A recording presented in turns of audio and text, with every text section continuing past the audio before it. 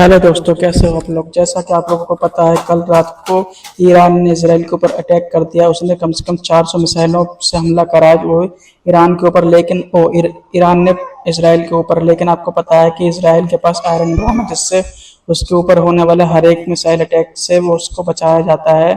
और अब सिचुएशन ऐसी हो गई है जैसे पाकिस्तान भी ईरान को सपोर्ट कर रहा है, और वो वहाँ के लोग कह रहे हैं कि हमें ईरान को सपोर्ट करना चाहिए, क्योंकि वह हमारा मुस्लिम ब्रदरहुड है और हम उसको सपोर्ट करते हैं।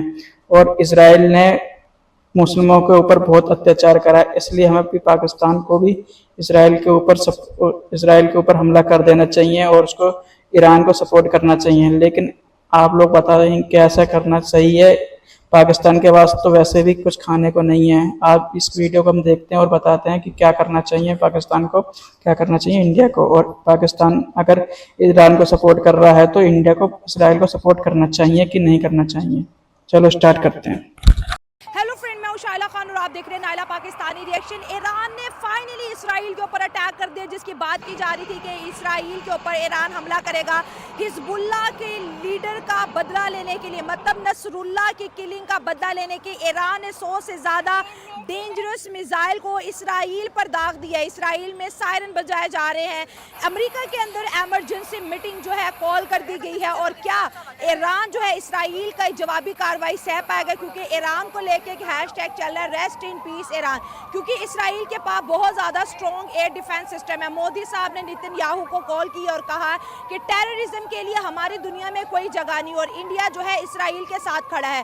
मुस्लिम वर्ल्ड इस वक्त बहुत ज़्यादा परेशान है, क्योंकि इसराइल, लिबनान, गजा और अब जो है ईरान की जानिब तेजी से बढ़ता हुआ दिखाई दे रहा है। क्या ईरान का एग्रेशन इसको ले डूबेगा? अवाम की तरफ बढ़ते हैं और जानते हैं उनकी राय। ये कोई अच्छी बात नहीं है। अच्छा, क्योंकि लेकिन ईरान जो अपने डिफेंस में ये कर रहा है, एक लिहाज से देखा जाए तो ये पूरी दुनिया के लिए जो है ना एक वो बड़ी खबर है। अच्छा, बड़ी खबर से मुराद ये है कि इसके असरात जो है वो पूरी दुनिया पे मुरतब हो सकते हैं।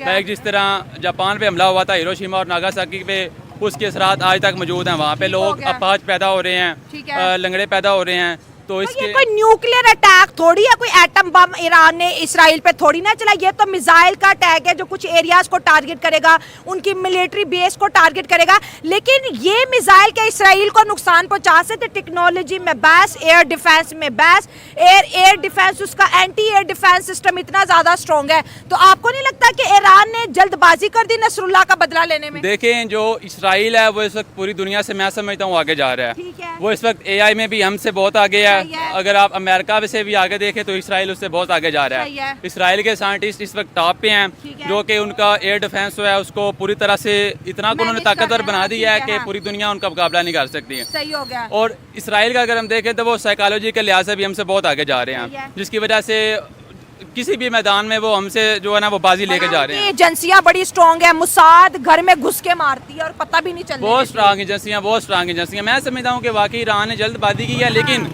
अगर हम एक वे में देखें तो ईरान ने अपने डिफेंस में ये सब कुछ किया है। क्योंकि गुस्से से 100 मिसाइल चला देना, आपके 100 मिसाइल उन तक पहुंच ही नहीं रही। आप देखिए उनके पास आयरन डोम है, उनके पास लेटेस्ट टेक्नोलॉजी है। अब बदले में इसराइल आएगा तो ईरान कैसे खुद को बचाएगा? देखें, अगर उन्होंने 100 मिसाइल वहाँ पे दागे हैं तो मेरा नहीं ख्याल कि वहाँ पे कोई एक आध मिसाइल भी जो है वो इसराइल का कुछ बिगाड़ पाएगा। उनका एक भी नहीं बिगाड़ पाएगा।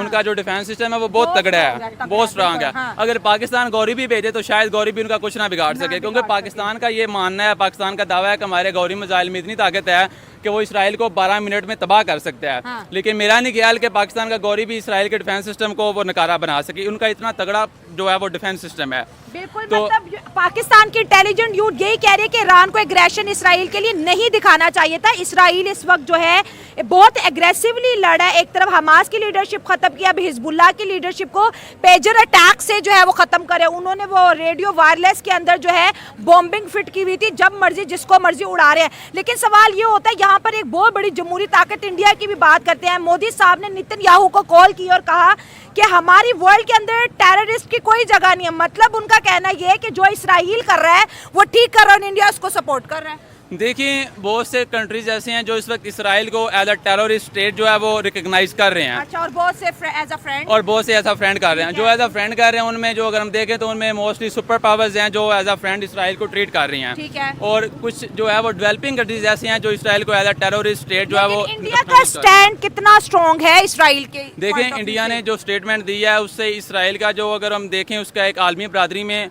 वो इसराइल जो है वो अपने आप को जो है ना उससे इसराइल का एक वो बहुत बड़ा इमेज उभरेगा कि इसराइल के पीछे एक बहुत बड़ी ताकत है।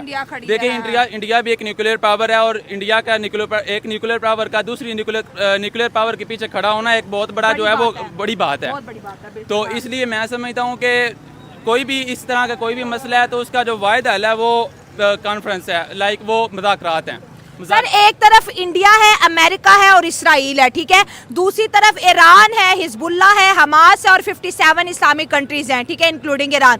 कुछ नहीं बिगाड़ पा रहे तीनों का। देखिए जहाँ तक इस्लामिक कंट्रीज की बात है, इस्लामिक कंट्रीज ईरान का कभी भी साथ नहीं देंगे। वो सिर्फ बातों की याद तक तो साथ दे सकते हैं कि हम ईरान के साथ हैं, हम हमलों की मजम्मत करते हैं, और एज आ ह्यूमैनिटी जो है हम देखें तो हमें इसकी मजम्मत करनी भी चाहिए, क्योंकि इसराइल बिल्कुल इसराइल जो है वो लाइक वो एक टेररिस्ट स्टेट बन चुका है। वो जो बेजा जो इंसानी मासूम जानने हैं उनको वो ले रहा है, तो इसकी जितनी मजम्मत की जाए कम है।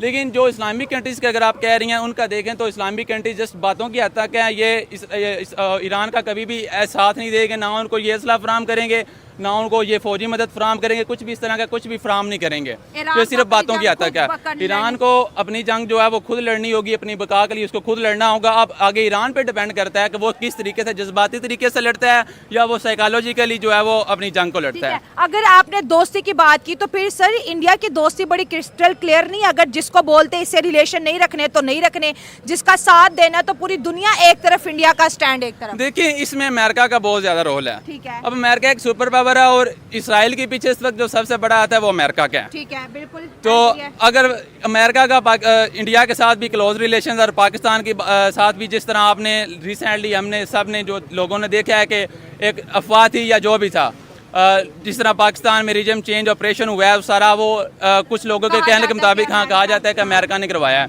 तो अमेरिका इस वक्त सुपर पावर है, उसने ऑलमोस्ट पूरी वर्ल्ड पे होल्ड किया हुआ है। जो इसराइल के पास है वो डिफेंस बहुत ज़्यादा अच्छा है, एयर डोम है, आयरन डोम है, उसके लिए हमारे पास जो है ईरान के पास वो इतनी डिफेंस नहीं है, ठीक है। इस वजह से हमें जो ईरान है उसको चाहिए था कि पहले वो अपने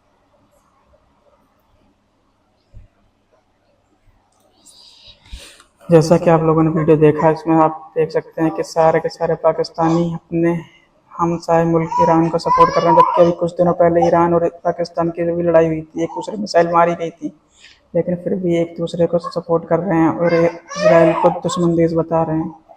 लेकिन इनको ये नहीं पता कि जब इसराइल ईरान पर अटैक करेगा तो ना पाकिस्तान बचा पाएगा और ना ही रूस बचा पाएगा, ना ही कोई और इस्लामिक मुल्क बचा पाएगा, क्योंकि इसराइल की टेक्निक इतनी तगड़ी है, स्ट्रॉन्ग है, क्योंकि उसके पास तो ये डिफेंस सिस्टम है। लेकिन ईरान के पास ऐसा कुछ नहीं है जो उसकी हर मिसाइल को रोक सके, क्योंकि इसराइल ऐसा मुल्क है जो यूएस से तरफ को हथियार सप्लाई करता है, और जबकि यूएस ने भी बोल दिया है कि ईरान को इस मारने के लिए इसराइल को पूरी छूट दी है उसने, और कहा है कि तुम जैसा चाहो वैसा बदला ले सकते हो। अब चलो आगे देखते हैं जो भी होगा। आपको मेरी वीडियो कैसी लगी उसके लिए मुझे सपोर्ट करें। धन्यवाद आप लोगों का, सभी को सब्सक्राइब करें मेरा चैनल।